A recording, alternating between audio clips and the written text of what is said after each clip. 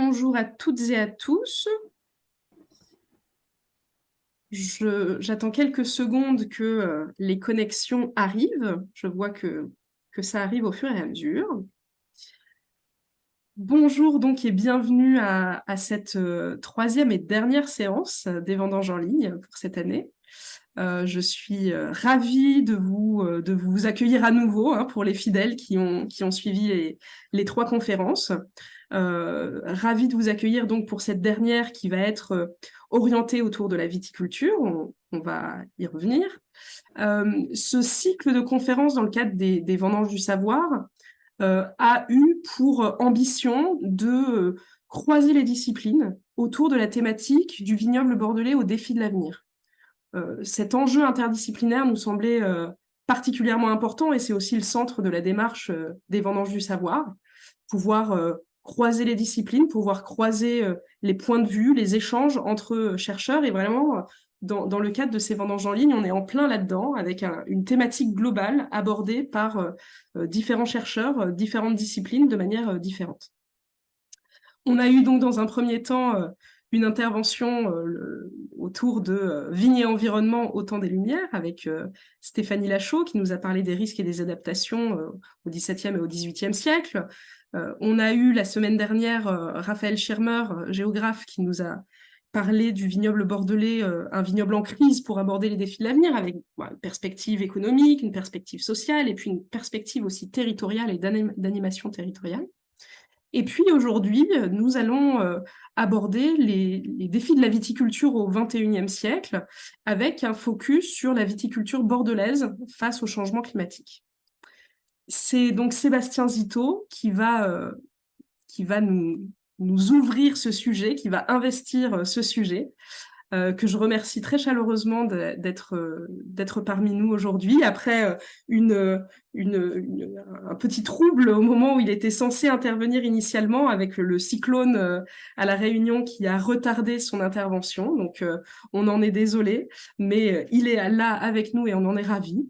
Donc, Sébastien Zito a un parcours en environnement et climatologie, initialement à Dijon, où il a fait notamment, il a mené son master de recherche.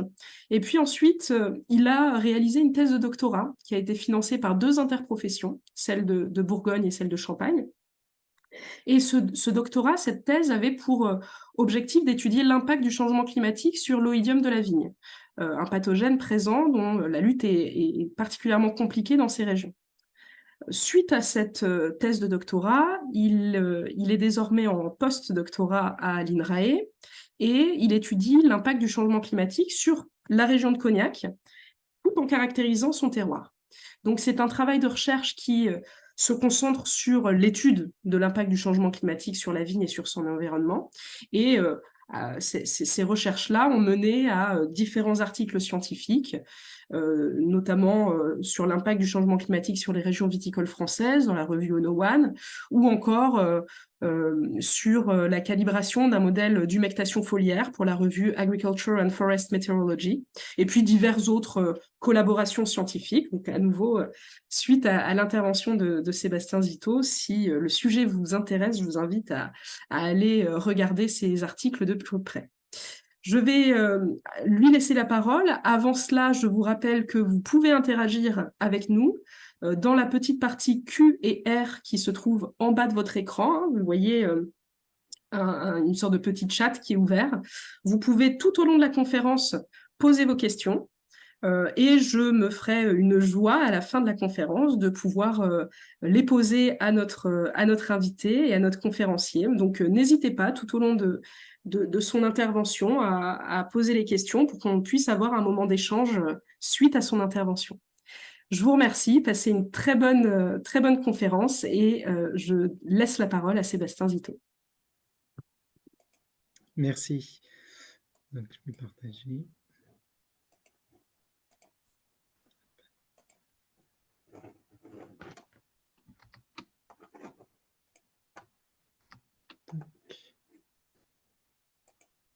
Voilà.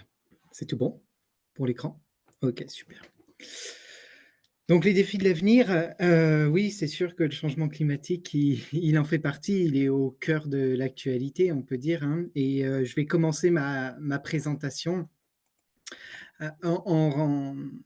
avec ce premier graphique issu d'un groupement européen Copernicus qui a pour but d'étudier le climat, qui est un groupement européen, oui, qui a pour but d'étudier le climat à l'échelle de la Terre et de faire des observations à l'échelle de la Terre.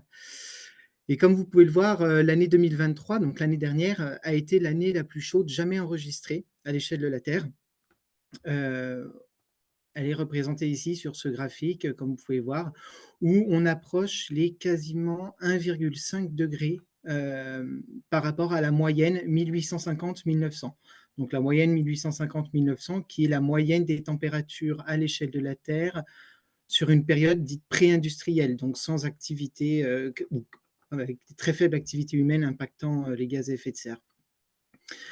1,5 degré, c'est aussi, si vous en avez entendu parler, mais c'est aussi les accords de Paris. C'est la limite qu'on voudrait essayer de ne pas dépasser d'ici la fin du 21e siècle avec les accords de Paris. Donc ça vous montre à quel point finalement ça approche rapidement et à quel point les efforts devront être importants si on veut rentrer dans ces accords.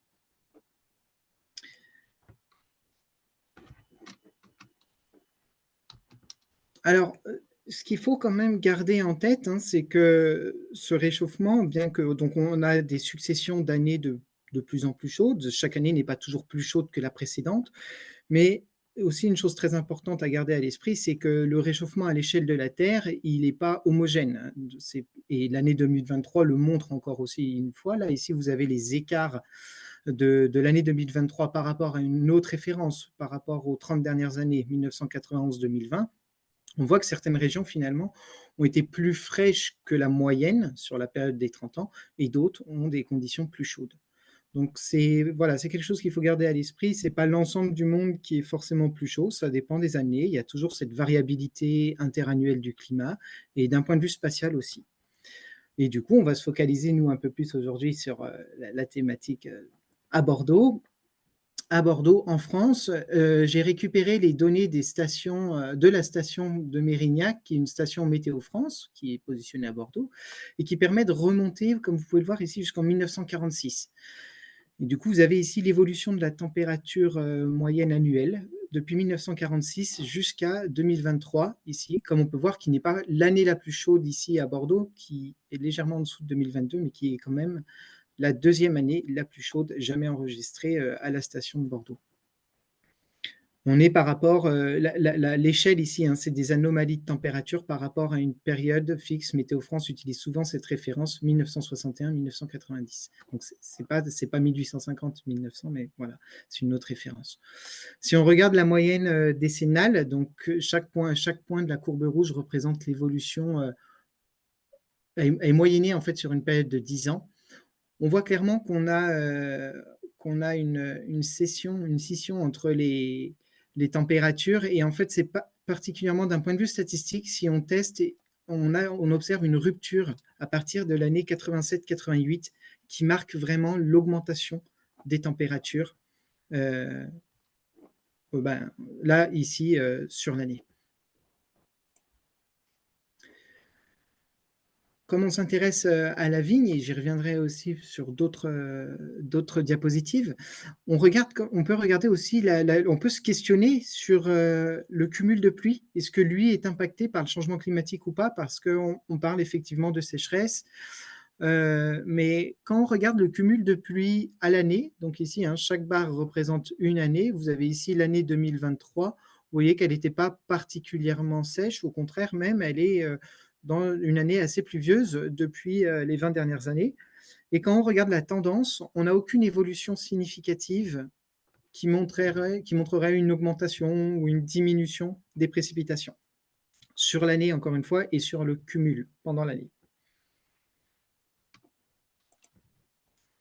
Alors, je vais rentrer un peu plus dans le détail maintenant par rapport au cycle de la vigne. Donc ici, schématiquement, est représentée la vigne qui est une plante pérenne, hein, et qui chaque année a un cycle de développement.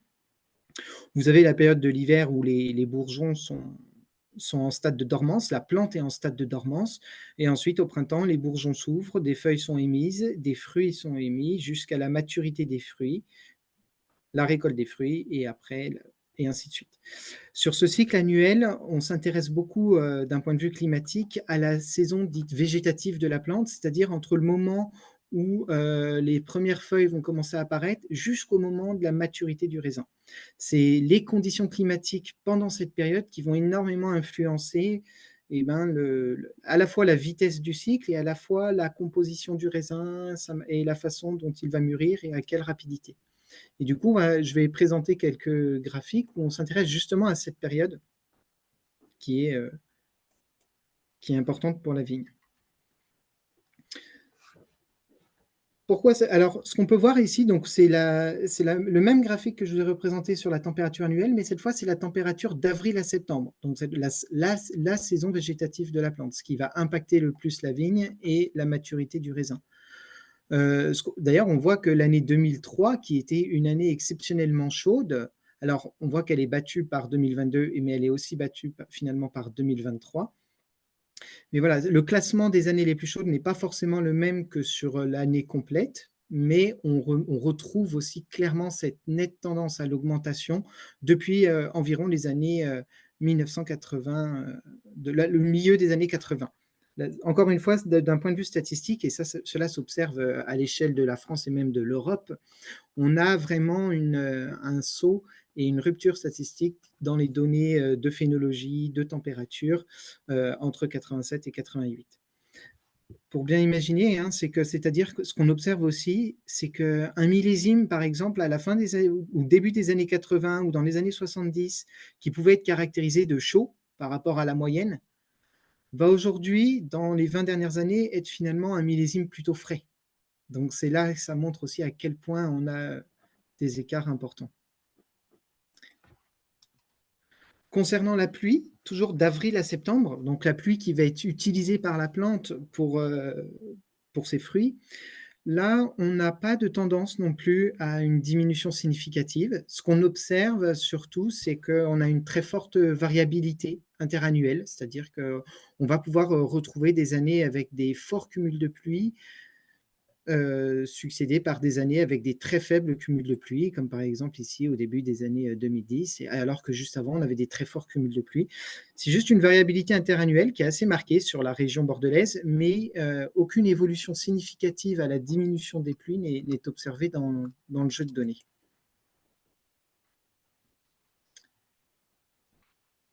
À partir des données climatiques, encore une fois, on peut calculer ce qu'on appelle des indices agroclimatiques, qui sont liés finalement à la culture. Ici, j'ai choisi de vous présenter un indice qui a typiquement été défini pour la culture de la vigne et qui, par un ensemble d'autres chercheurs ici, qui ont classifié les régions viticoles du monde selon cet indice. Donc, c'est l'indice de Huglin, l'indice héliothermique de Huglin, qui utilise uniquement la température et qui la cumule d'avril à septembre. Alors, je vous passe le détail de la formule, ce n'est pas très important, mais c'est qu'au cours de chaque année, on va pouvoir cumuler des degrés et calculer une valeur en degrés qui est assez élevée. Vous voyez, on est de l'ordre de 1000, 1600 jusqu'à 2000. Et pourquoi ce type d'indice? Puisque la vigne est une plante, comme beaucoup d'autres, qui réagit de façon très linéaire à la température et surtout à des températures à partir d'un certain seuil. Le seuil pour la vigne, c'est surtout 10 degrés. À partir de 10 degrés, chaque degré en plus supplémentaire va contribuer à la croissance de la plante. Et du coup, cet indicateur, il permet un peu de se représenter la croissance de la plante au cours de l'année en cours. Et à partir de ces données-là, voilà, une classification a été créée pour classifier les vignobles du monde et également pour sélectionner les variétés. On va pouvoir dire certaines variétés sont plutôt susceptibles d'être dans un climat très frais ou frais. Voilà. Et du coup, on a ici l'évolution de cet indice de Huglin sur la région bordelaise et on voit aussi que justement, avec des variétés qui avant étaient peut-être finalement bien adaptées à des climats tempérés, aujourd'hui on se retrouve avec un indice plutôt dans une classe entre tempéré chaud, voire même quelques excès ici dans des classes chaudes.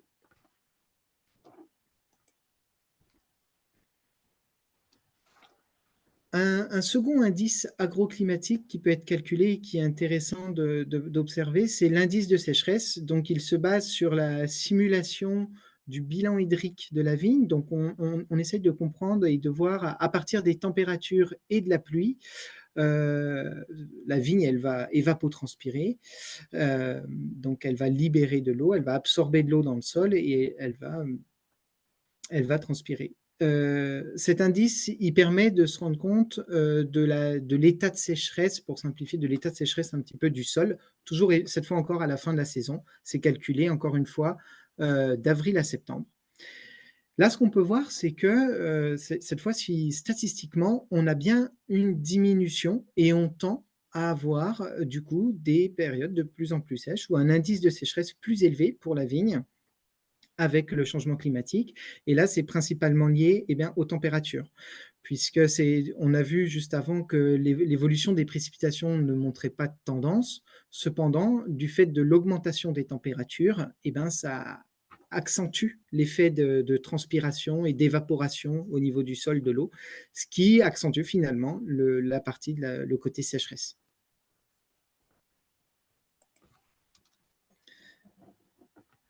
Un autre indicateur qu'il est intéressant de regarder, toujours d'un point de vue climatique par rapport à la culture de la vigne, c'est le nombre de jours de forte chaleur. Donc, on le caractérise par des températures maximales qui vont dépasser les 35 degrés. C'est-à-dire qu'au cours de la journée, il a fait au moins 35 degrés.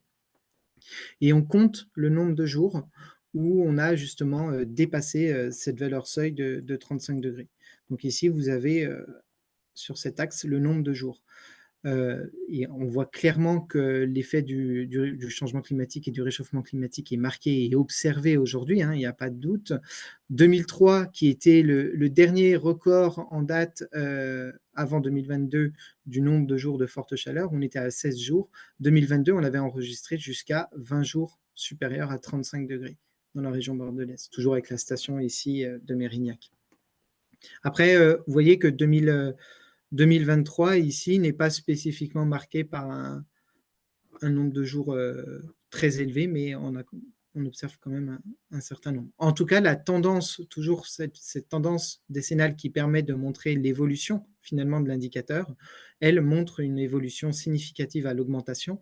On peut voir que sur les 20 dernières années, on a uniquement 2 années où on n'a pas enregistré de jours qui étaient supérieurs à 35 degrés. Sinon, l'ensemble des millésimes des années depuis plus de 30 ans enregistre au moins un jour à 35 degrés, supérieur à 35 degrés.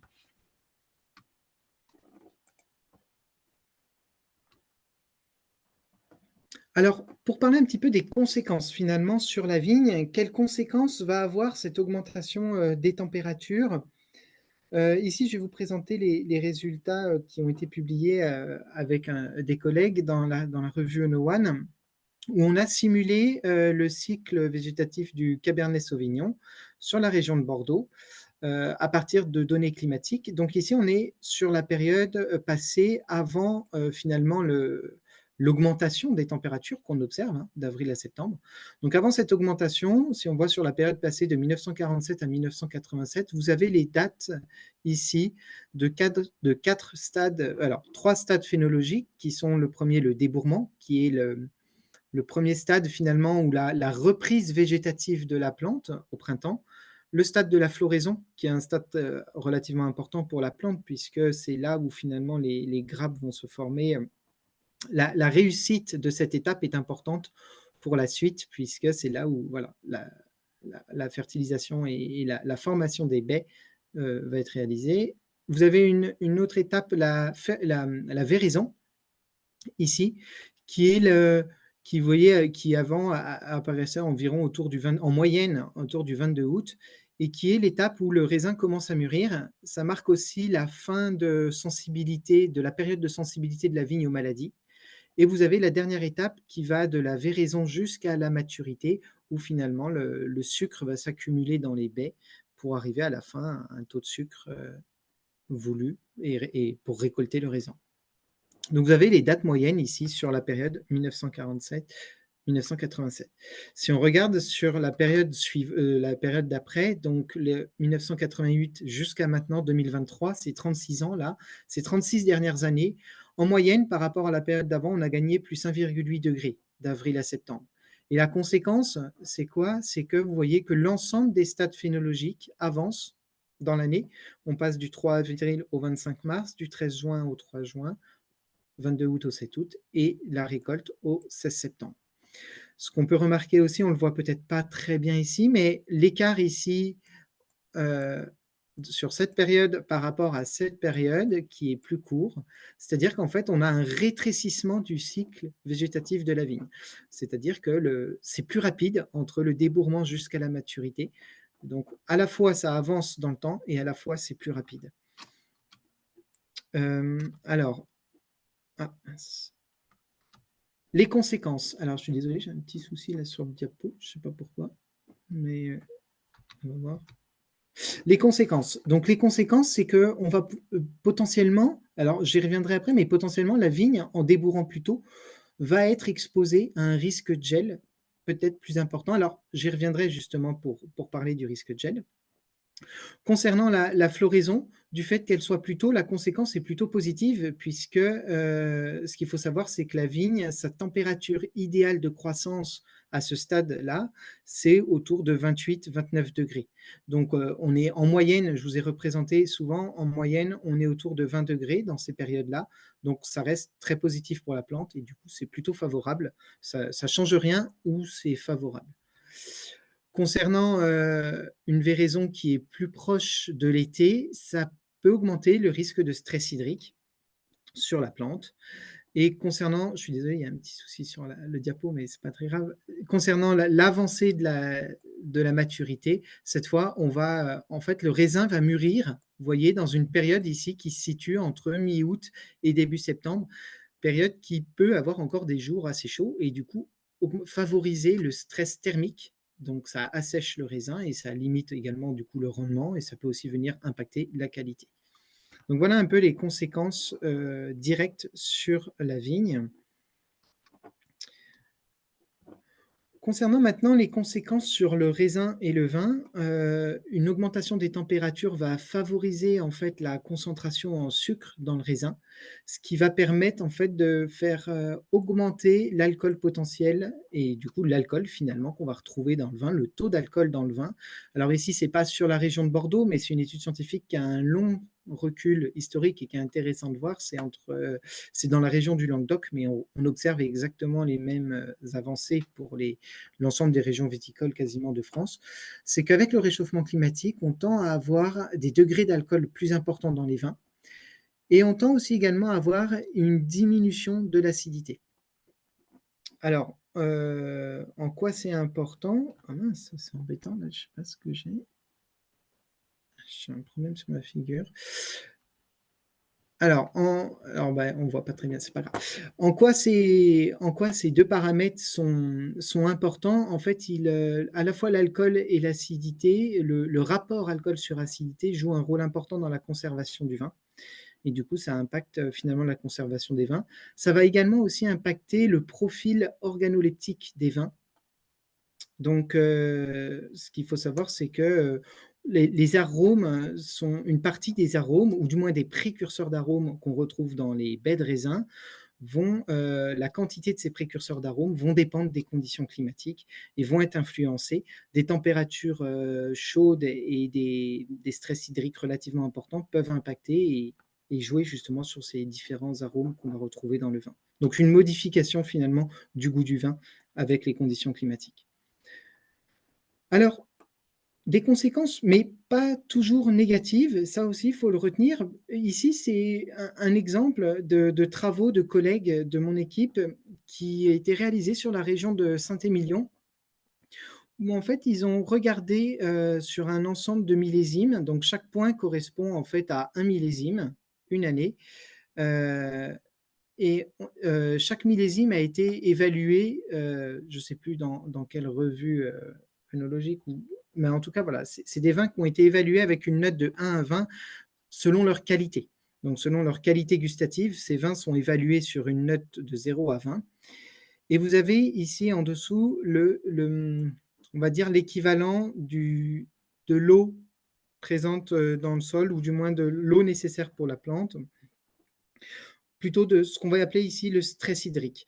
Plus on est proche de zéro et plus le stress hydrique est faible, moins il y a de stress finalement. Et plus on va s'approcher de valeurs élevées d'un point de vue négatif, et plus le stress hydrique pour la plante aura été élevé. Et ce qu'on peut observer finalement, c'est qu'il y a un lien entre la qualité du vin, en tout cas c'est ce qu'ont conclu ces auteurs, c'est qu'une partie de la qualité du vin peut être expliquée par le stress hydrique, et qu'un stress hydrique relativement fort, alors il ne faut pas aller dans l'excès parce que vous voyez qu'après on retombe, mais un stress hydrique relativement modéré à fort va engendrer des qualités, en tout cas de la perception d'un point de vue du consommateur, d'un effet qualitatif sur le vin. Alors, je vais parler un petit peu maintenant des projections futures. Et tout d'abord, revenons rapidement comment les données que je vais vous présenter, comment on est capable aujourd'hui de savoir quel temps il va faire ou quel climat il va faire dans les 100 prochaines années, alors que des fois, on n'est pas capable de savoir quel temps il va faire dans 2 jours. Alors, ça fonctionne un petit peu de la même façon, c'est que les simulations, ce sont en fait des simulations, ce sont des modèles numériques qui vont essayer de reproduire ce qui se passe à l'échelle de la Terre, et qui vont essayer de reproduire le climat à l'échelle de la Terre, les différents processus qui sont liés au climat, que ce soit dans les océans, à l'échelle du continent, mais aussi dans l'atmosphère. Et, voilà. Et du coup, l'ensemble de ces modèles numériques vont simuler le climat à l'échelle de la Terre. Ce sont des simulations qui commencent dans les années 1850 et qui tournent jusque dans les années 2100. Donc en fait, on essaye de simuler l'évolution du climat à l'échelle de la Terre. Alors, quelle précision on a sur ces modèles, à quel point ils sont précis? Ici, ah mince, alors attendez, je vais quand même essayer quelque chose, c'est que je vais voir pourquoi, mais...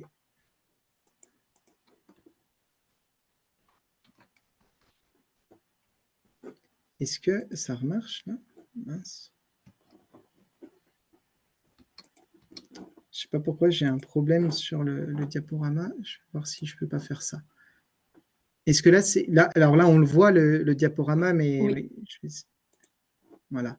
Peut-être c'est mieux parce que sinon ça cache trop. Je vais essayer de fermer le. Alors. Voilà. Je vais rester comme ça. C'est pas très grave. On voit toujours ma souris? OK. Donc, à quel point les projections futures sont précises? Ici, vous avez un graphique qui est tiré du rapport du GIEC, donc le groupement international des experts sur le climat, qui représente l'évolution des températures observées à l'échelle de la Terre. C'est la courbe ici en noir. Et la façon dont les modèles voient le climat, eux. Donc, c'est une moyenne de modèles. Il faut savoir qu'il existe un ensemble de modèles climatiques et pas un seul modèle climat. Hein. C'est chaque laboratoire de climat à l'échelle planétaire, internationale, a son modèle de climat. Et chaque modèle simule l'évolution du climat. Et ici, vous avez la moyenne des modèles utilisés pour justement écrire ces rapports. Ici, c'est le dernier 6e rapport du GIEC. Et donc, ces modèles, vous voyez qu'ils essayent de reproduire la température. Vous voyez qu'ils ne reproduisent pas parfaitement l'oscillation qu'on observe de façon interannuelle, mais ils arrivent à représenter, donc c'est la courbe ici en marron, la tendance. Et surtout, si on moyenne sur une période de 20 ou 30 ans, en fait, les modèles arrivent relativement bien à représenter le climat à l'échelle de la Terre. C'est d'ailleurs aussi un des moyens qui permet de mettre en avant que l'homme est responsable en très grande partie de ce réchauffement observé. Ici, hein, on est toujours sur la période passée, vous voyez, ça s'arrête en 2020, puisque si on relance ces simulations climatiques dans ces modèles et qu'on enlève la partie anthropique des gaz à effet de serre émis par l'homme, vous voyez ici le climat simulé par les modèles. Donc, c'est vraiment l'impact anthropique qui a un rôle prédominant dans le réchauffement climatique observé aujourd'hui. Je suis obligé de... Mince. Excusez-moi. Alors, attendez, si je...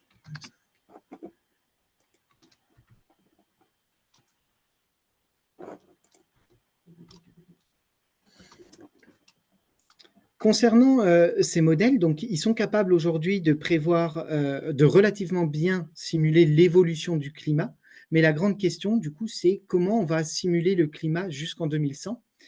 Eh ben, le parti pris a été décidé de faire finalement plusieurs trajectoires parce qu'il y a une grande incertitude dans le climat futur. C'est la concentration de gaz à effet de serre qui, justement, influence aujourd'hui les températures moyennes.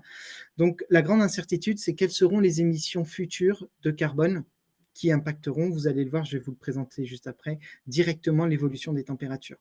Donc, ce qu'ont fait les climatologues, c'est qu'ils ont lancé des simulations futures sur plusieurs trajectoires possibles d'évolution des gaz à effet de serre. Vous pouvez voir qu'il y a une trajectoire ici en bleu ciel qui est une trajectoire très optimiste et qui part du principe que d'ici 2050, on sera à zéro émission de gaz à effet de serre et qu'on arrivera même à partir de nouvelles technologies et de puits de carbone de capter du CO2 et de faire diminuer du coup les concentrations de gaz à effet, les concentrations de gaz à effet de serre. Vous avez le scénario ici à l'extrême opposé qui lui vise un doublement du pic de CO2 d'ici 2050 avec une stabilisation à partir des années 2080. Donc c'est ces deux scénarios un peu extrêmes qui couvrent on va dire l'étendue du possible, avec aussi également des scénarios médians. Ces scénarios, ils ont un nom, ce sont des SSP, vous voyez, associés avec différents numéros. Alors, les conséquences sur les températures futures, eh ben, vous en doutez bien, plus les concentrations de gaz à effet de serre seront importantes et plus l'augmentation des températures observées à l'échelle de la Terre sera importante. Ici, on est en écart en degrés par rapport à la référence 1850-1900. Donc, on pourrait atteindre jusqu'à environ 4 degrés d'écart selon le scénario le moins vertueux, où finalement il n'y a pas de politique mondiale sur le climat. Et on pourrait, malgré ce qui est important aussi de noter, hein, c'est que malgré des très fortes, malgré, je veux dire, des engagements pour lutter et diminuer les émissions de CO2, malgré des très forts engagements et une forte diminution, on observera quand même un réchauffement, puisque tout le CO2 émis jusqu'à maintenant restera et aura un effet sur le climat pendant plusieurs milliers d'années. Donc aujourd'hui, malgré le fait que si demain on diminue très fortement ces teneurs en CO2, on observera toujours une augmentation des températures, mais cette fois qui se limiterait potentiellement jusqu'à 1,5 degré. Le scénario des accords de Paris, hein, c'est celui-là, c'est le dernier. C'est pour ça qu'aujourd'hui, on doute, voilà, c'est pas encore impossible, mais il y a très peu de chances que celui-ci soit possible. Si on revient sur la vigne, les conséquences, c'est que la vigne va répondre de façon linéaire. Donc, je vous présente ici l'évolution potentielle dans le futur, 2041-2070. Donc, on est à peu près ici. Vous avez deux dates, puisqu'on a fait cette simulation pour le Cabernet Sauvignon pour deux scénarios, un scénario médian et le scénario aujourd'hui où on n'a pas d'accord politique concret qui vise à diminuer les gaz à effet de serre à l'échelle mondiale. Et du coup, vous voyez l'ampleur finalement potentielle. Donc, c'est les deux possibilités, 15 ou 18 mars, 24 ou 26, et ainsi de suite. Donc, on pourrait être amené à voir, par exemple, ici, hein, dans ce cas précis pour le Cabernet Sauvignon, des raisins mûrs à partir de fin août. Donc, vous imaginez toute une période finalement où le raisin va mûrir, qui se retrouve totalement en été, alors que celle-ci avait lieu entre septembre et même début octobre, dans les années avant 80. Donc, la vigne là, répondrait de façon linéaire, avec toujours quand même, bien sûr, une incertitude par rapport au modèle, mais qui reste assez faible. Concernant peut-être les aléas climatiques, pour faire un petit focus, mais très rapidement, parce que c'est important et que c'est vrai que si on regarde un peu dans les médias, et je pense vous voyez ici, ce sont des articles de Sud-Ouest que j'ai retrouvés et que je n'ai pas eu du mal à trouver, du moins, c'est qu'on va faire beaucoup de focus sur les extrêmes, et ce qu'on appelle en climatologie les aléas, puisque le gel de printemps, par exemple, ici, est un aléa climatique. On va souvent retrouver, et la question se pose, hein, est-ce que le changement climatique est responsable ou non d'une augmentation du risque de gel pour la vigne? Alors, peut-être pour savoir quand même, ce qu'il faut comprendre, c'est que la vigne, quand elle est en phase de dormance, quand le bourgeon n'est pas ouvert, elle est capable de résister jusqu'à des températures négatives relativement fortes et du coup ne craint pas ou peu le gel pendant l'hiver.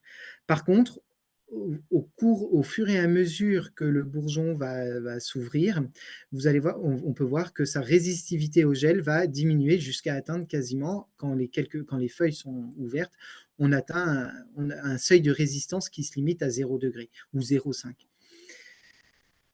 Alors, on peut se dire, avec le graphique que j'ai présenté juste avant, ben oui, le débourrement va se faire plus tôt dans l'année, donc le risque de gel va augmenter. Mais c'est pas si simple, puisque vous voyez, ça dépend également du dernier jour de gel dans l'année. Et ce qu'il faut savoir, c'est que oui, le débourrement avance, mais si on regarde aussi juste d'un point de vue climatique, le dernier jour de gel dans l'année, il avance également. Et du coup, la question, c'est est-ce qu'il y en a un des deux qui est plus rapide que l'autre? Si le débourrement avance plus rapidement, pourrait engendrer une augmentation du risque, ou inversement, hein, si c'est l'avancée du dernier jour de gel qui avance plus vite que le débourrement, on aurait une diminution du risque. La réponse à cette question, elle est assez compliquée. Aujourd'hui, quand on regarde sur les jeux de données, on n'a pas d'évolution significative différente. Donc les deux avancent à la même vitesse en moyenne. Donc on n'a pas de différence entre les deux. Et concernant le futur, on a publié récemment avec des collègues, on a fait une comparaison d'un ensemble de modèles qui simulent le débourrement, puisque pour simuler, évidemment, pour savoir dans le futur quand la vigne va débourrer, il faut utiliser un modèle qui permette de simuler le débourrement de la vigne. Il n'en existe pas qu'un. C'est une étape qui est assez difficile à simuler. Mais du coup, il existe tout un ensemble de modèles, plusieurs modèles qui sont plus ou moins d'accord sur la physiologie de la plante et de la façon dont ça fonctionne. Et en tout cas, ce qu'a montré l'article, hein, c'est qu'aujourd'hui, l'incertitude est encore très importante et selon le modèle qu'on utilise, on va pouvoir aboutir à oui, il y a une augmentation du risque ou non, il n'y a pas d'augmentation du risque. Un autre aléa climatique qui est aussi beaucoup mis en avant avec le changement climatique, c'est la grêle. Euh, la grêle, ou pareil, c'est très médiatisé. Alors certes, ça a des impacts très violents, hein, et c'est souvent c'est l'ensemble de la parcelle ou de l'exploitation qui peut être touché, ce qui fait qu'effectivement, il y a un ressenti aussi très fort et c'est aussi une année d'exploitation quasi perdue en quelques instants. Donc il y a aussi un effet très marquant. Mais la question aussi, encore une fois, est-ce que le changement climatique est responsable ou non des orages de grêle? Alors ce qu'il faut savoir, c'est qu'un orage de grêle, donc c'est lié à une formation nuageuse particulière qui s'appelle un cumulonimbus. C'est des nuages qui vont se former sur quelques kilomètres de large et surtout plusieurs kilomètres de haut. Mais du coup, encore aujourd'hui, il est difficile de prédire quel nuage va former de la grêle. Et si on regarde par exemple les estimations de Météo France, on ne sait pas encore réellement. En moyenne, c'est 10% des orages qui produisent de la grêle, mais c'est encore très difficile aujourd'hui de savoir quel orage va produire de la grêle ou non. Désolé, on ne voit pas très bien ici, mais récemment a été publié en 2021 un article dans une revue internationale assez connue qui est rattachée à Nature, où des chercheurs ont fait une bibliographie de l'ensemble des études qui portent sur le lien entre le changement climatique et la grêle, pour savoir si oui ou non on avait une tendance à l'augmentation. Alors, ils ont relevé quand même une chose importante, hein, c'est que déjà, il y a une rareté dans les observations de chute de grêle, donc c'est déjà difficile d'avoir des observations. Et quand on les a, on se rend compte, et quand on compare avec les effets du changement climatique, la conclusion de cette étude, c'est qu'il y avait encore aujourd'hui une grande incertitude de l'effet du changement climatique sur la tempête de grêle, et qu'il tendrait d'y avoir, dans une bonne partie des régions du monde, une intensité de ces chutes de grêle. Donc pas forcément plus, mais le moment où ça tombe, ça serait plus intense. Mais là encore, ça reste, ils gardent quand même beaucoup de pincettes et ils disent qu'il y a encore beaucoup de choses il y a encore beaucoup d'incertitudes à garder en tête. Alors, peut-être quand même j'ai parlé des grands effets, mais ce qu'il faut savoir, c'est qu'il y a évidemment des solutions et qu'aujourd'hui, le milieu viticole n'est pas non plus destiné à disparaître. Alors, il y a beaucoup d'équipes de recherche ici sur Bordeaux, à l'INRA, qui travaillent sur effectivement des solutions, des voies d'adaptation. Il y a tout un programme de recherche qui a duré plus de 10 ans à l'échelle nationale qui s'appelle le projet La Cave. Je vous conseille aussi, c'est pareil, j'ai tiré, il y a 2 plaquettes qui sont sorties, des plaquettes qui résument l'ensemble des travaux réalisés par ce groupe national. Donc c'est un rassemblement de plus de 20 établissements scientifiques pour travailler sur l'impact du changement climatique sur la viticulture en général. Et évidemment, ils ont mis en évidence qu'il existait un ensemble de leviers d'adaptation qui permettent à la vigne finalement de maintenir finalement une viticulture. Donc ces leviers, ils peuvent passer soit par le matériel végétal, soit par aussi les pratiques viticoles, mais on a aussi tout un ensemble de pratiques œnologiques, on a des possibilités de réorganisation dans l'espace. Et évidemment, il y a l'association du consommateur par rapport au fait que le vin change, mais il y a aussi également évidemment la part des institutions sur les vins produits en AOC, par exemple. Et dans ces travaux, finalement, les voies d'évolution possibles, elles ont été présentées aussi tout un ensemble de panels de viticulteurs. Dans ce projet La Cave, on a établi finalement 4 grandes voies, 4 grands chemins finalement définis soit par le chemin conservateur, qui lui intègre qui intègre des adaptations relativement passives et qui va essayer de conserver au maximum la viticulture actuelle. On a une voie, un chemin d'innovation qui ouvre les vignobles à une large gamme d'innovations. On a aussi un autre chemin qui est plutôt le chemin nomade, où lui, on va aller chercher à relocaliser plutôt les vignobles afin d'être dans les meilleures conditions. Et le chemin, lui, libéral, où finalement tout est possible, à la fois de la relocalisation et de l'innovation. Pour terminer sur cette présentation, ce qu'il faut retenir, c'est que les effets du changement climatique, bon, déjà, ils s'observent déjà sur la vigne et le vin. Et ces phénomènes vont s'observer de plus en plus fort avec le changement climatique. Je le rappelle, c'est quoi? C'est une avancée de la saison végétative, un raccourcissement de celle-ci, une maturation qui a lieu dans des conditions plus chaudes et qui favorise du coup l'augmentation de la teneur en alcool et la diminution de l'acidité. Il ne faut pas oublier que le changement climatique, il n'a pas que des effets négatifs, et surtout dans le milieu de la viticulture. En fait, le projet La Cave, il a été aussi montré qu'il y a des nouvelles zones qui sont favorables à la culture de la vigne qui apparaissent et qui s'ouvrent sur la France et même sur l'ensemble de l'Europe. Ici, vous avez une petite carte, j'en ai pas beaucoup parlé, mais voilà, la zone actuelle représentée en rouge et la zone en bleu serait une zone favorable à la culture de la vigne d'ici 2050. Ici, sur cette autre infographie, on a un cépage, la capacité d'un cépage, donc d'une variété de raisins à être présente ou non dans certaines régions, et on voit que le petit soleil vert le rend fortement possible, alors que dans toutes les régions où vous aviez un point rouge, finalement, le cépage, ici, on est sur la culture du merlot. Le merlot, qui aujourd'hui ne peut être pas planté, par exemple, dans cette partie-là, pourra l'être d'ici 2050 ou d'ici la fin du siècle. Et pour terminer, il a été mis en évidence qu'il existe une grande diversité de leviers d'atténuation et d'adaptation qui vont permettre de limiter l'impact du changement climatique sur la culture de la vigne et la production de vin. Voilà. Désolé, j'espère que je n'ai pas été trop long. Non, c'est très bien. Merci beaucoup pour cette intervention riche en exemples. On a du coup pas mal de questions qui commencent à arriver. N'hésitez pas à continuer à poser des questions. Donc, je vais me faire un petit peu l'écho de ce qui vous a été demandé par les observateurs. Ouais. Donc, une première question concernant les indicateurs que vous nous avez montrés. On voit une rupture qui semble exister dans les années 2000, mais on devine aussi une sorte de cassure vers 1970. Est-ce que c'était une vraie rupture, une vraie transformation, ou est-ce que c'est un effet d'optique peu significatif? Alors, attendez, je vais reprendre le document. Excusez-moi, je l'ai fermé, je vais le rouvrir parce qu'il avait eu un souci.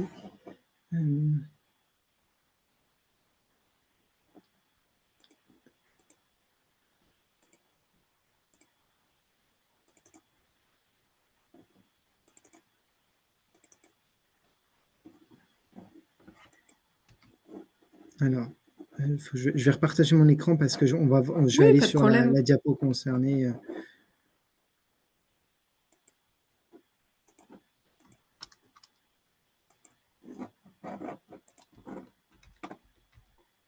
Alors, sur l'indicateur, par exemple, de Huglin, l'indice de Huglin, non, c'était Je pense que c'était ça, oui. Si jamais là, ouais. dans les années, ici, une nouvelle cassure.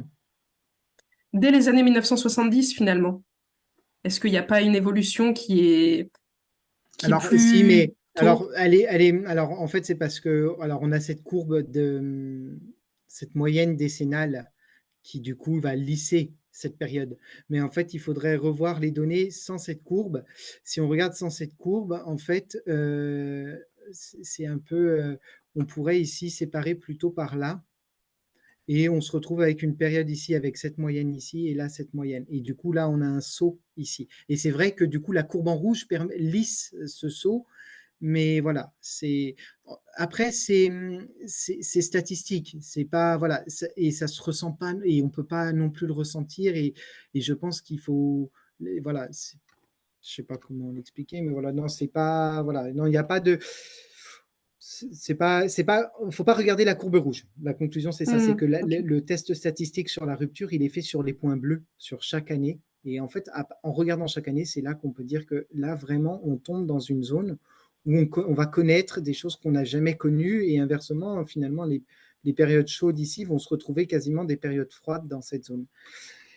Par contre, ce qu'on sait aussi sur le futur, c'est qu'il y a des chances que ce genre de cassure réapparaisse dans le futur.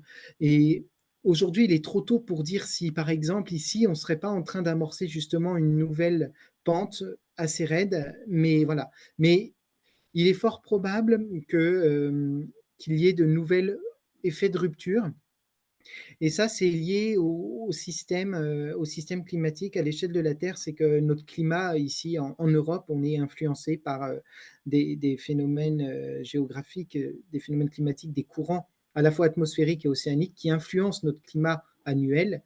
Et du fait de changements dans ces courants, ou voilà, des phases plus ou moins positives ou plus ou moins importantes dans ces courants, font que des fois ça limite et du coup après on récupère finalement un peu les degrés qu'on n'avait pas eu. Et voilà. Ok. Mais c'est assez compliqué, il y a beaucoup de recherches là-dessus, il y a encore des inconnus, mais voilà, je sais Hmm. qu'il y a des recherches qui sont menées en climatologie pour essayer de savoir au mieux, mais voilà, on pense que oui, il y a des chances que le changement climatique se présente par effet de palier et non toujours quelque chose de continu. D'accord. Alors ensuite, on a deux grands blocs de questions que je vais essayer Oui, de résumer. Un oui, premier bloc qui est lié aux maladies et un deuxième bloc qui est peut-être davantage lié au cépage. Donc je vais un petit peu oui, résumer les différentes questions. oui, Euh, Quel impact cette transformation du climat peut avoir sur les maladies de la vigne dans le Bordelais? oui, oui, Est-ce que on voit déjà des effets sur l'évolution des maladies de la vigne, oui, notamment liées à la modification significative des périodes de pluie et surtout, vous l'avez dit, de leur intensité? Et donc voilà, oui. est-ce qu'il y a des études sur l'augmentation, la diminution de ces risques de maladies, notamment le mildiou? Je sais que vous avez travaillé aussi sur Oui. l'oïdium. Mm. Alors, ce qu'il faut comprendre, c'est que, alors, il y a peu d'études pour mettre en lien le changement climatique, cette évolution du climat et l'effet qu'il pourrait avoir sur un pathogène. Il faut des bases de données relativement importantes, puisqu'en fait, 4-5 ans d'observation de maladies ou même 10 ans sont très limitantes et il faudrait environ voilà, une trentaine d'années pour essayer de voir déjà une évolution. Et alors, ces bases de données existent quasiment pas. Et aujourd'hui, en fait, déjà caractériser la maladie reste quelque chose de complexe puisque on a, alors en tout cas, c'était justement un des sujets de ma thèse. Donc voilà, c'est que aujourd'hui, à la différence du climat où vous avez un thermomètre qui mesure la température, pour la maladie, il n'y a pas d'objet qui mesure la présence de la maladie ou non. C'est des observations. On regarde le nombre de pieds qui sont malades, ou on peut aussi regarder le nombre de traitements qu'on a appliqués contre cette maladie, qui peut donner un indice finalement et de se dire, une année où j'ai appliqué 14 traitements, il y a des chances qu'elle ait été plus difficile à gérer qu'une année où j'en ai appliqué que 7 ou 10. Et ce qui peut arriver, c'est qu'on a quand même des variations. Ce qu'on observe, c'est que chaque année, on n'applique pas la même dose de produit. Chaque année est différente. Chaque année, la maladie est plus ou moins présente et des années, elle est très fortement présente, mais de façon aussi hétérogène sur le territoire. Donc, voilà. Aujourd'hui, quand on regarde le lien entre ces différents indicateurs et le climat, il est très difficile de faire un lien. Donc, c'est-à-dire qu'encore aujourd'hui, c'est compliqué de voir directement. Ce qu'il faut comprendre, c'est que le mildiou, c'est un pathogène, c'est un micro-organisme qui se développe sur les feuilles et sur les grappes et sur l'ensemble des pousses végétatives de la plante. Euh, c'est des conditions, c'est un pathogène qui est inféodé à la vigne. Il peut se développer que sur la vigne. Ça fait plus de 100 ans qu'il existe, ça fait plus de 100 ans qu'il vit avec la vigne. En fait, sans la vigne, le pathogène, il meurt. Et en fait, il y a des chances que le pathogène, il suive un petit peu ces... Le pathogène, quand on regarde son cycle de développement, il est aussi très dépendant, lui, des températures et de l'humidité, voilà. Et l'augmentation des températures fait que le pathogène va avoir un cycle plus rapide. Donc, la vigne a un cycle plus rapide, le pathogène a aussi un cycle plus rapide, tout se maintient un petit peu. Voilà, donc la réponse, voilà, elle est pas claire. En gros, aujourd'hui, on n'est pas capable de savoir si réellement le changement climatique va vraiment impacter le mildiou dans le Bordelais. S'il l'impacte, il y a des chances que ça soit de façon positive pour le viticulteur, c'est-à-dire plutôt qu'il le diminue, puisqu'on tend à avoir quand même une légère diminution des pluies. Voilà. Alors, je dis ça, et c'est vrai que si on regarde dans les journaux et qu'on voit 2023, année exceptionnelle marquée par le mildiou, et oui, parce que ça ne veut pas dire que en tendance générale, c'est pas parce qu'on diminue que certaines années peuvent pas être très fortes, et c'est ça qu'il faut pas oublier, quoi. Ok. Donc, certaines années, il y aura toujours des années fortes, Mm. c'est sûr, mais dans une tendance générale à long terme, les conditions seraient plutôt défavorables aux pathogènes. D'accord. On aurait plutôt puisqu'on aurait des températures plus hautes, on aurait un taux d'humidité relatif qui est plus faible, et du Mm. coup, voilà, d'un point de vue très général. Mais peut-être qu'on peut aussi se dire que les années où le pathogène sera bien présent et où les pluies sont tombées vraiment au bon moment, et ben là, on aura des conditions plus favorables. Donc, intensité peut-être un peu plus forte, mais avec une tendance générale à la diminution à l'échelle globale. Mais encore une fois, il y a des échelles spatiales Mm. qui sont entremêlées. Et on est aussi sur une interaction entre un pathogène et entre deux organismes. Et du coup, les deux organismes évoluent. Et ça reste quelque chose de très complexe Oui, bien à sûr. simuler. Alors, bah merci, j'ai une réponse très précise et puis en plus qui nous donne aussi des perspectives plutôt Mm. positives d'une certaine manière. Mm. Donc ça fait aussi du bien d'entendre ce genre de choses. Mm. Alors, autre point, justement, je vous disais par rapport aux cépages, vous n'avez pas forcément évoqué les nouveaux Mm. cépages possibles à Bordeaux. Donc, plusieurs questions par rapport à ça. Donc déjà, quels sont-ils? Éventuellement, à quel horizon faudra-t-il changer les cépages de Bordeaux, le Merlot, le Cabernet pour maintenir la pérennité du vignoble? Est-ce que c'est à l'horizon 10 ans, 20 ans, 30 ans ou plus ou maintenant, il faut commencer? Et puis, du coup, j'ai une dernière question liée à ça. Vous montriez aussi exactement sur cette diapo-là que le programme de recherche La Cave implique les consommateurs et dit qu'il faut associer les consommateurs. Vous avez également dans votre présentation parlé d'une transformation des profils organoleptiques des vins déjà, avec une réduction de l'acidité, avec une augmentation de l'alcool. Donc finalement, on a déjà cette transformation du profil organoleptique. Et est-ce que finalement, la nécessité d'adapter, éventuellement, vous allez nous le dire, ou peut-être pas, les cépages, donc de planter de nouveaux cépages, est si problématique pour le consommateur, puisqu'il est déjà confronté à cette transformation-là. Donc, est-ce que ça passe par une éducation à la modification du goût du vin? Est-ce que ça passe par... Enfin, voilà, une question à la fois sur ces nouveaux Mm. cépages et en même temps l'acceptabilité pour Mm. le consommateur.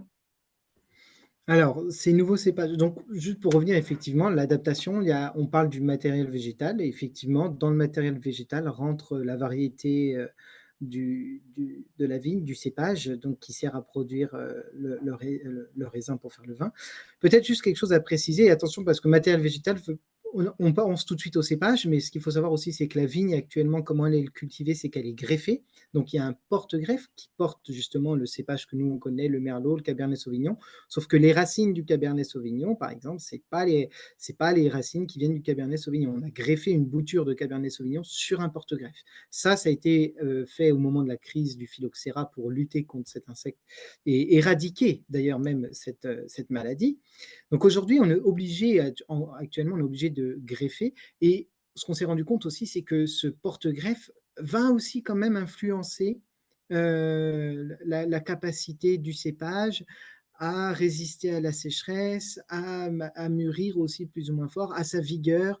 Donc voilà, donc avant de changer le cépage, on peut aussi jouer sur déjà le porte-greffe, et évidemment qui a un effet moins fort que le cépage, qui lui a un effet plus marqué.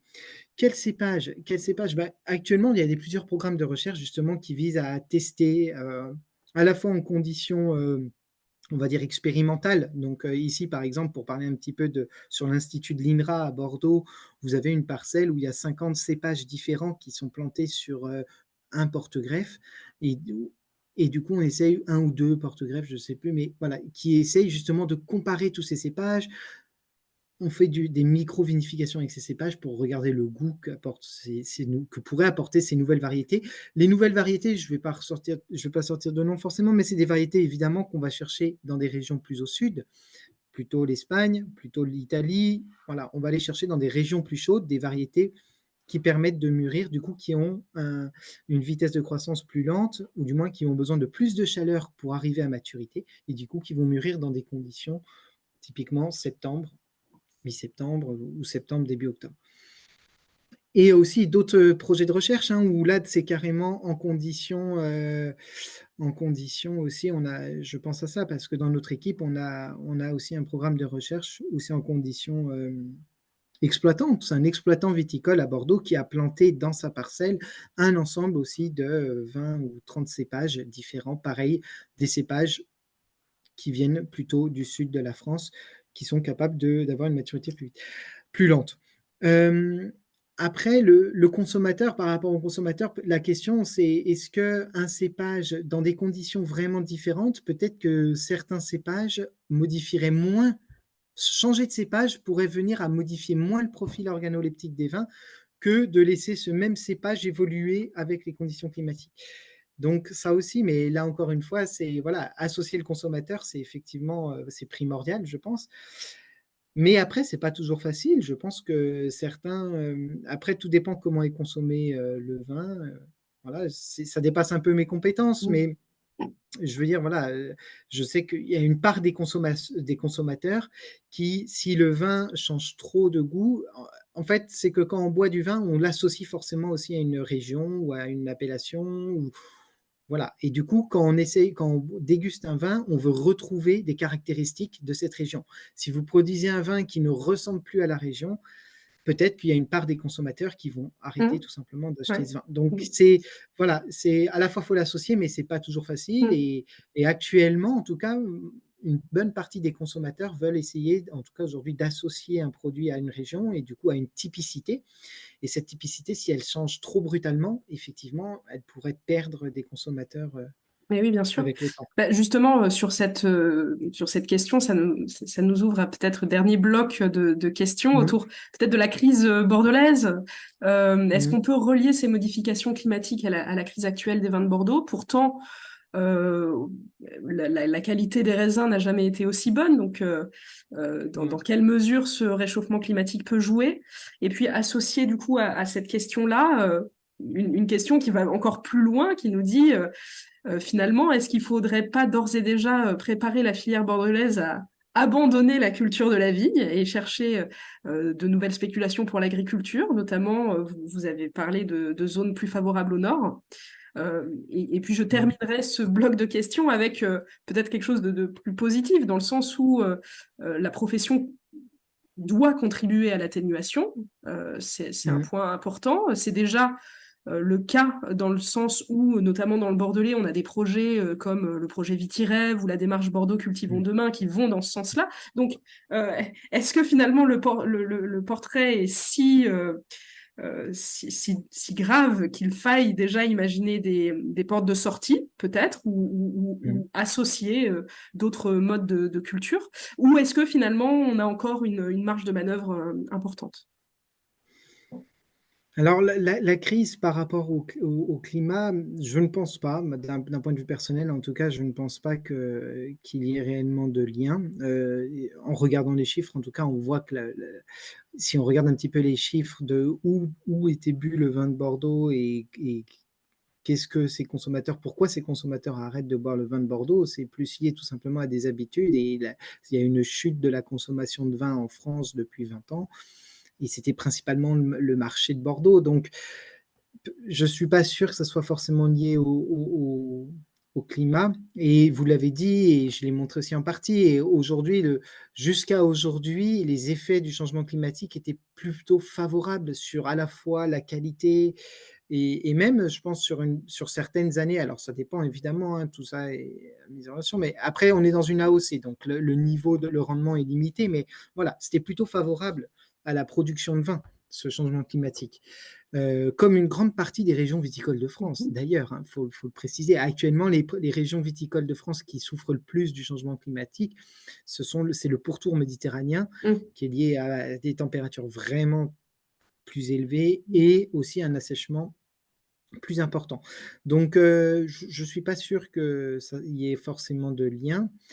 Après, replanter autre chose ou changer de place, ça dépend. Après, il y a toujours voilà, ça dépend comment on voit l'avenir et c'est après, je pense, c'est assez compliqué. Je suis pas devin, je peux pas dire, voilà, mais voilà, je pense que le monde viticole a connu des crises. Là, on est dans une crise, effectivement.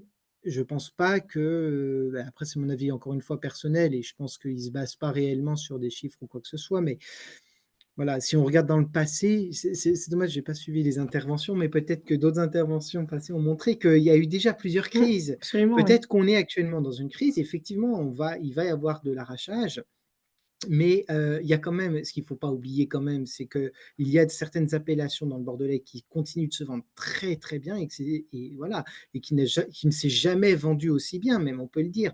Donc voilà. Alors ça concerne peut-être que certains petits secteurs de Bordeaux, et peut-être qu'il faut réfléchir au modèle économique ou réfléchir à la façon dont l'interprofession voit les vins et aussi à la façon, peut-être, va falloir peut-être des nouveaux marchés qui vont s'ouvrir. Après, Bordeaux est quand même associé à la culture de vin, donc je pense qu'il y a quand même un gros avantage à ça, parce que partir dans une nouvelle région, ça demande de recréer et de repartir quasiment de zéro, de partir de zéro, puisqu'il n'y a pas de consommateurs qui connaissent cette région. Que Bordeaux a déjà comment rayonne déjà par la viticulture. Donc changer à 100%, je ne pense pas que ça serait très judicieux, mais voilà, Bon, des je pense que perspectives qui oui. sont finalement assez positives, mine de rien. Bah, il y a évidemment du travail à Plutôt, faire, il y a mais du travail à faire. Ce qu'il faut, peut-être, ce que je dirais, c'est que c'est sûr que la viticulture d'aujourd'hui et la façon dont on fait le vin aujourd'hui, elle sera différente bien sûr. dans 20 ans. Il va falloir évoluer et continuellement. Et peut-être c'est ça qui va être le plus dur, mais voilà. Et on a parlé du matériel végétal, mais je présente, et là j'en ai pas parlé aussi, mais avant le changement de cépage, il ne faut pas oublier qu'il y a des modifications de pratique aussi. Il y a des effets, on peut jouer sur le ratio surface foliaire et fruits, c'est-à-dire on peut jouer sur la densité de plantation, Mm. on peut jouer sur d'autres paramètres culturaux, donc de la façon dont on plante ou dont on taille la vigne, qui va impacter directement sa vitesse de croissance, son rendement. Donc voilà, on peut déjà, même avec des mêmes cépages. Et pour revenir aussi à la question, est-ce qu'il y a une date de changement de cépage? Non, il n'y a pas de date on peut pas, c'est difficile de dire à partir de cette année-là, Mm. on ne pourra plus faire du Cabernet Sauvignon puisque aujourd'hui, il y a pas réellement de limite. C'est juste que peut-être ce qu'on peut dire, c'est qu'à partir de cette date, c'est sûr que le Cabernet Sauvignon, il ne ressemblera pas au Cabernet Mm. Sauvignon qu'on produisait C'est avant. ça. Ça, Ouais. c'est vrai. Mais avant que la culture de la vigne ne soit plus possible à Bordeaux, alors là, non, Bon, pas bah, encore. merci beaucoup en tout cas Sébastien Zito pour tous ces éclairages passionnants. On invite donc les auditeurs et les spectateurs à retrouver tous ces travaux-là dans vos articles qui vont encore plus loin dans tous ces éléments. Donc, n'hésitez pas à aller y regarder de plus près. Euh, il y avait plein d'autres questions. Je suis obligée d'arrêter là la session, Ouais. mais voilà, ça montre que Merci. votre travail a intéressé et que c'est une thématique qui est porteuse.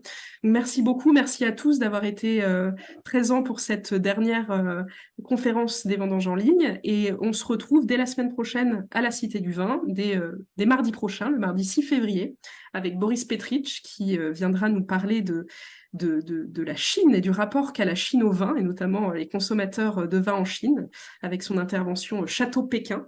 Donc, je vous invite à venir nombreux à la Cité du Vin dès la semaine prochaine, dès mardi 6 février.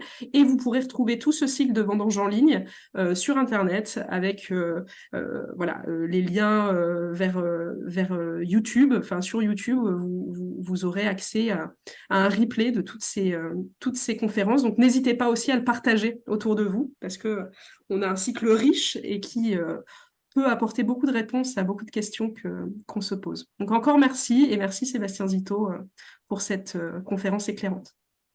Au revoir. Merci beaucoup. Au revoir.